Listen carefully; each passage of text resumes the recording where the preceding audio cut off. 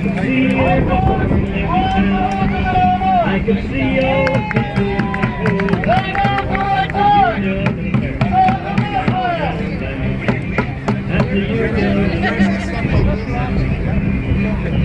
when I think of the men that took.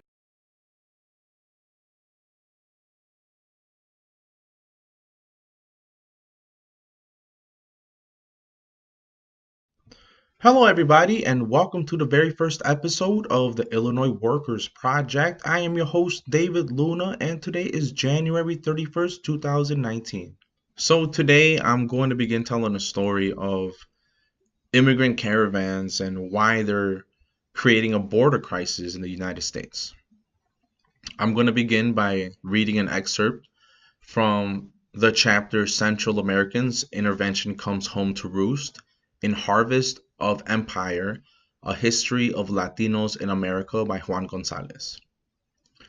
The vast majority of Central Americans today live in perpetual misery alongside tiny elites that enjoy unparalleled prosperity.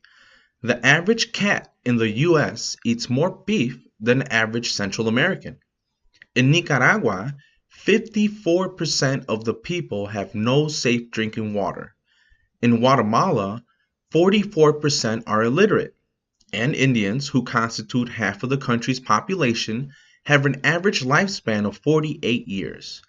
7 out of 10 Hondurans live in desperate poverty, and only one rural resident in 10 has electricity. So El Salvador, Honduras, and Guatemala are what's known today as the Northern Triangle.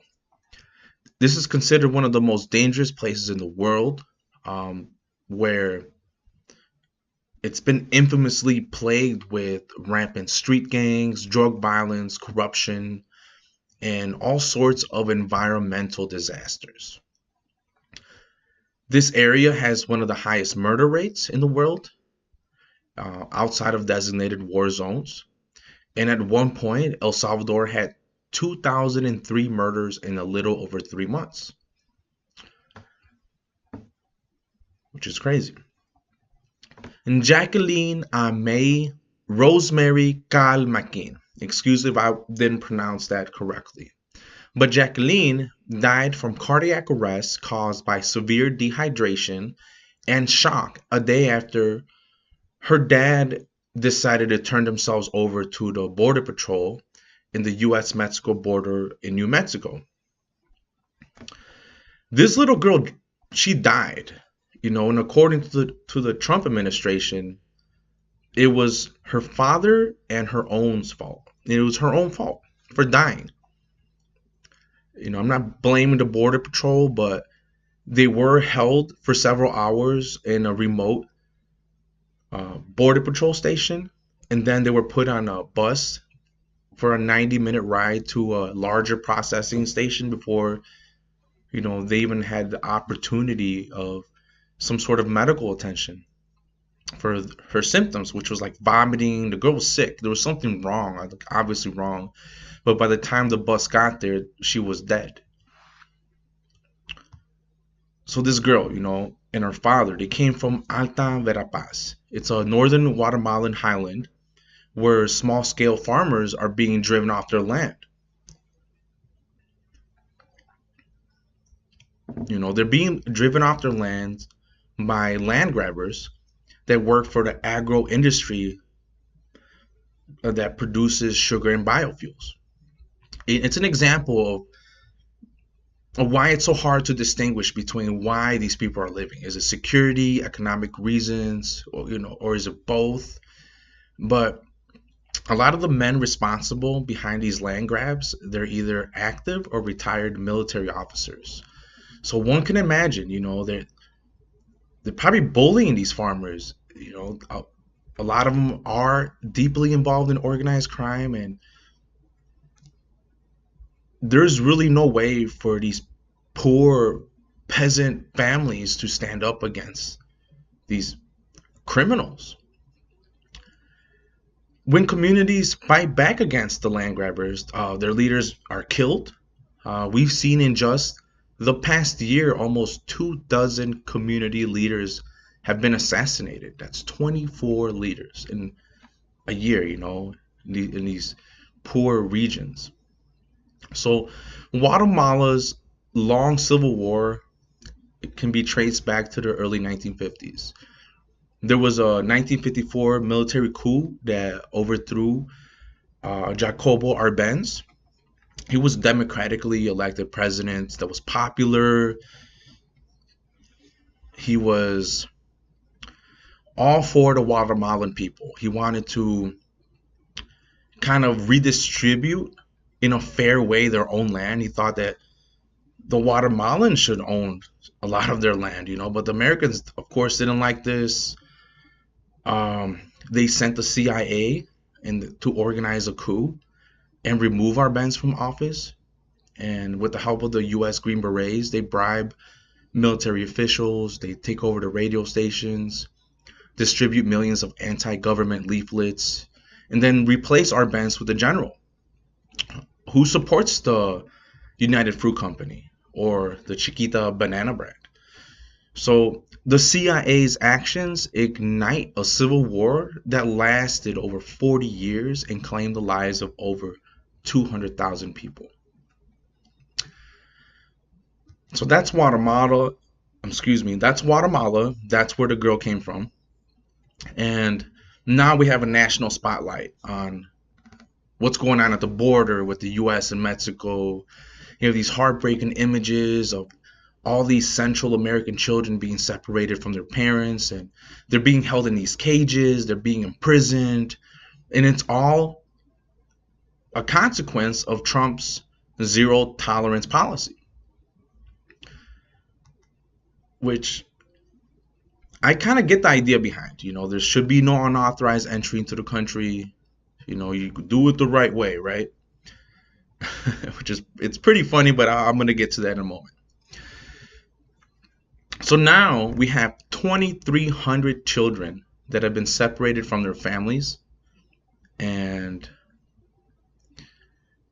I haven't been able to find out exactly what's happened to them or if they were able to get back to their families. I know they have people working on it. So my prayers are with those kids right now. So according to the Migration Policy Institute, Central American immigrant population in the U.S. has increased almost tenfold. In the 1980s, there was about 354,000 coming in. And now in the 2015, we have 3,385,000 Central Americans coming over here. So there's obviously something else going on. Like, why are all these people coming over here? So in one hand, we have the U.S. that has been directly involved in the destabilization of Latin American countries that have created harsh, oppressive living conditions for its people. And on the other, the U.S. is not recognizing these harsh living conditions and claiming that these refugees don't have the right to be here. I just wanted to say that it is not illegal to seek asylum. People do have the right to seek asylum in any country where they feel safe, including the U.S. and Mexico. By law, individuals can present themselves to immigration authorities to express their fears, and it is illegal to turn them away at these ports of entry. They should not be criminalized. They should not be criminalized for entering between ports of entry to seek asylum, and they should not be returned to danger without having been screened for protection.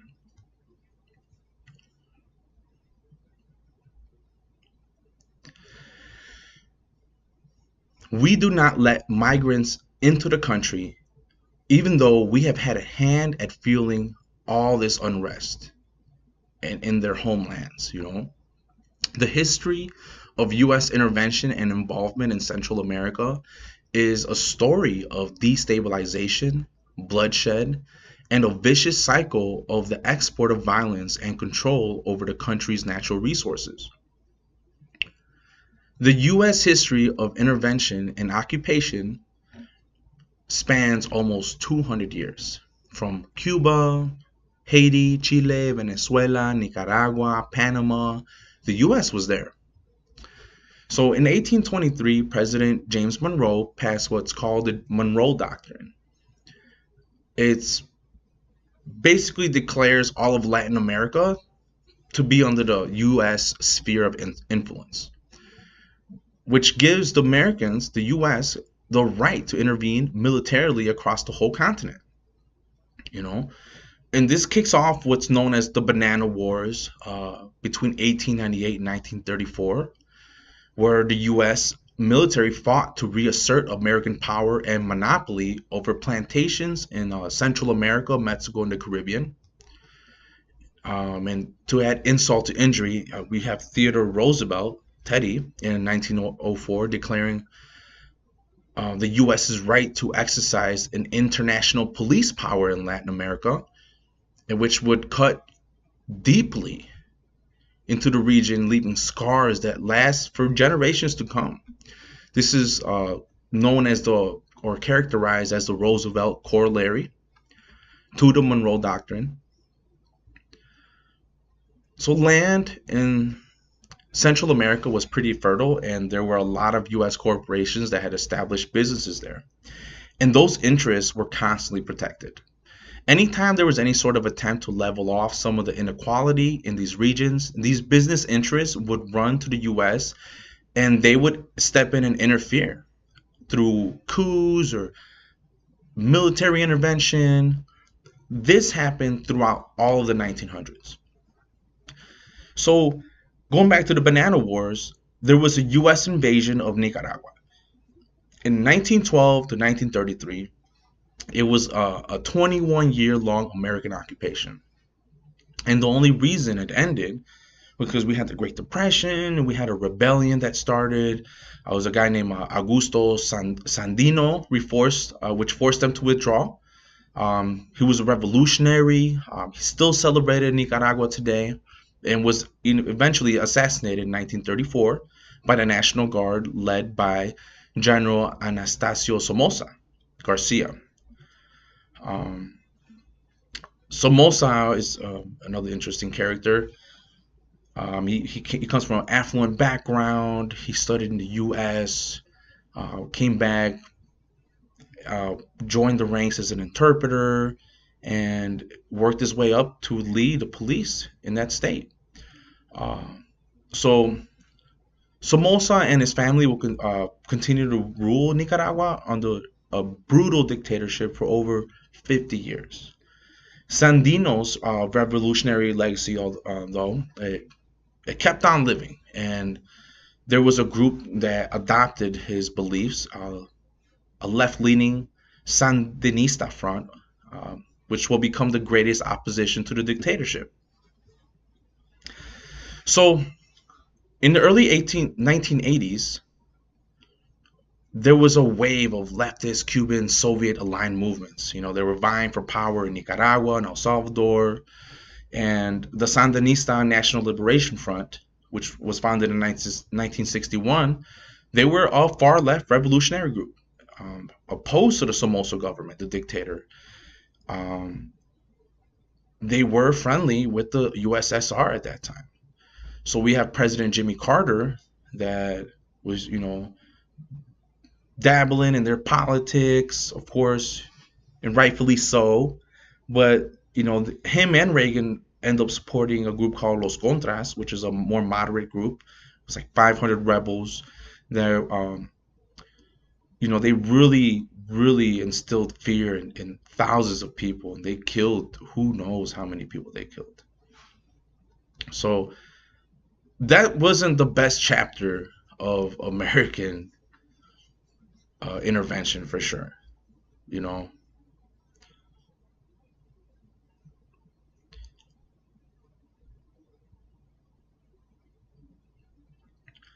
So in fact, President Reagan provided the Contras $19 million in order to disrupt the Nicaraguan economy, which in turn would cause civil disorder and demonstrate that they did not agree with Daniel Ortega, which was a Sandinista leader, and his policies. Then we got 1984, CIA, they put mined harbors in Nicaragua. They put military explosives there near the surface of the water to cripple the country's economy. by cutting off their trade. So again, Contra is not the best decision by the U.S. whatsoever. So El Salvador, it's also trapped in a cycle of violence. It could be traced back to a civil conflict in which the U.S. was a protagonist, training and funding right-wing death squads in the name of fighting communism. The Civil War really destroyed the economic base of the country and any sense of functioning democracy that they had. It left a massively militarized society where gangs really prospered.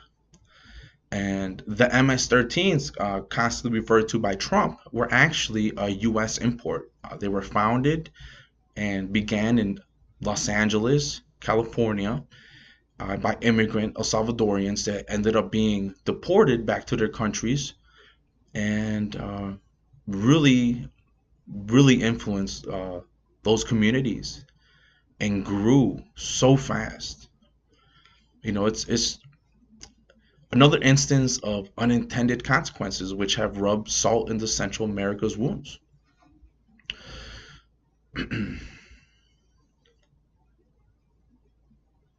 So Honduras.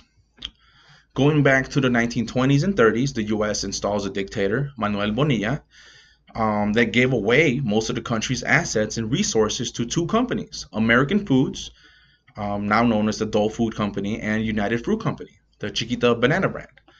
U.S. companies, with the help of the CIA, end up owning more than 1 million acres of the nation's best land, most of it not even paid for. They divvy it up with other global corporations, and by the 1980s and today, Honduras is one of the poorest and most dangerous countries in the world. Chile. 1970s. After the democratic election of Salvador Allende, President Nixon orders his removal by declaring an unofficial economic war. The CIA ignited a coup to remove Allende, and he was killed. During that attack, the U.S. put in his place a military dictator led by General Augusto Pinochet with the support of the CIA. Pinochet is accused of killing more than 3,000 of his political opponents, 1,000 of which were never found. But yeah, another instance where the U.S. intervened. Dominican Republic, 1960s. The U.S. sends in more than 42,000 troops to invade the country. It results in the deaths of more than 3,000 Dominicans. The U.S., who has been interfering in the Santo Domingo elections since the 1900s, attacks Juan Bosch, a writer, an intellectual that ran for president and won in what was described by most of the world press as a fair and free election. But U.S. feared that this guy was a little too friendly with Fidel Castro, so they send in the Marines and have him removed and replaced by 3 generals. So the history shows the intersection of U.S. foreign policy towards Latin America at the height of the Cold War and the spread of these leftist movements and revolutions. The success of the Cuban Revolution made the U.S. nervous, and that there could be political superpowers like the USSR that got involved in our backyard. So all of this set the stage for like a sustained and violent U.S. intervention across all of Central America during the beginning of the Cold War. They backed vicious local allies in wars that claimed hundreds of thousands of lives. They displaced millions, and they set in motion the social breakdown that today forces many thousands to flee north. The U.S. trained allies, soldiers on extreme torture and scorched earth tactics that were meant to instill fear upon the people in a widespread way. And the liberal rhetoric of inclusion and common humanity is insufficient. We must also acknowledge the role that a century of U.S.-backed military coups, corporate plundering, and neoliberal sapping of resources has played into poverty, instability, and violence that now drives people from Guatemala, El Salvador, and Honduras towards Mexico and the U.S. For decades, the U.S. policies of military intervention and economic neoliberalism have undermined democracy and stability in the region. It's created vacuums of power in which drug cartels and paramilitary alliances have arisen. And in the past 15 years alone, in the Central American Free Trade Agreement with the Dominican Republic, restructured the region's economy and guaranteed economic dependence on the U.S. through massive trade imbalances and the influx of American agricultural and industrial goods that weakened the domestic industries. Yeah, the U.S. has taken no responsibility for the conditions that drive Central American migrants to the border. Now, a lot of you are probably wondering, I'm saying all of this to say what, right? The U.S. has intervened, and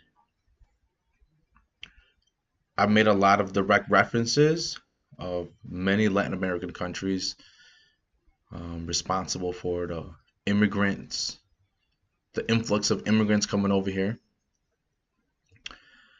And what I'm making is an argument that accepting these Central American refugees is not just a matter of morality or American benevolence.